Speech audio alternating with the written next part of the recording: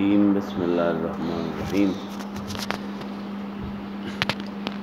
وإذ او یاد که هغه وخت قال چې ویل ربک استا رب للملائکة ملائکو ته انی ذا جاعل پیدا کوم فی الارض په دې ځمکه کې خلیفتن یو خلیفہ قالو نو ملائکو ورته وی اتجعلوا آیت پیدا کوي پیها په دې ځمکه کې من دسسو یفسدو چې هغه به فساد خوري پیها په دې ځمکه کې ويسفكو او ویني بتویي الدماء ویني تویول ونحن ومنغ نسبح کافیو پریو بحمدک استار د حمد بینولو د پارا ونقدسو او پاک گنو منغا لکاتا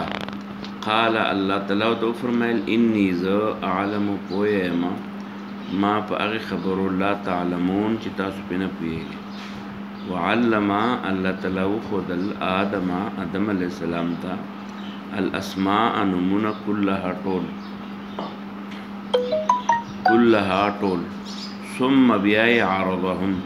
پیش کړل دا نمونه وعلم الله خود آدم علیہ السلام ته الاسماء نمونه كلها طول ثم بیا عرضهم پیش کړل دغه نمونه علی الملائکه ملائکه ته فقال الملائکه ته ویل انبئو خبر کئی نیما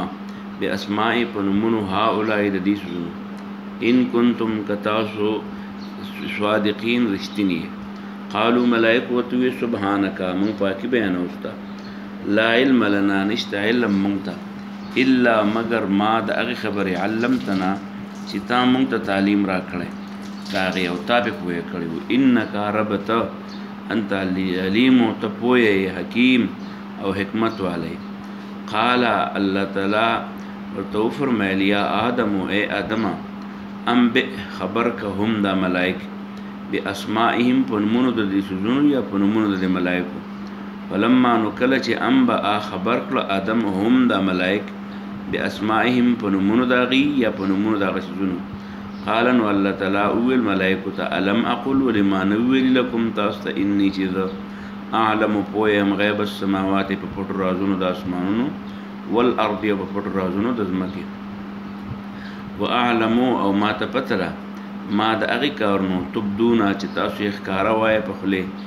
او یا ښکارې کوي او ما په هغه باندې کنتم چې تاسو تکتمون هغه پټ ساتي په خپل ځل کې دا د سورۃ البقره آیت نمبر 30 نه 33 پورې د آیتونو مول وستل دا ان شاء الله مختصر ترجمه به خپل دان له هم اور نور ته هم اور کې دي ان شاء الله تعالی د ثواب او د خلقو د هدایت سبب وګرځي جزاکم الله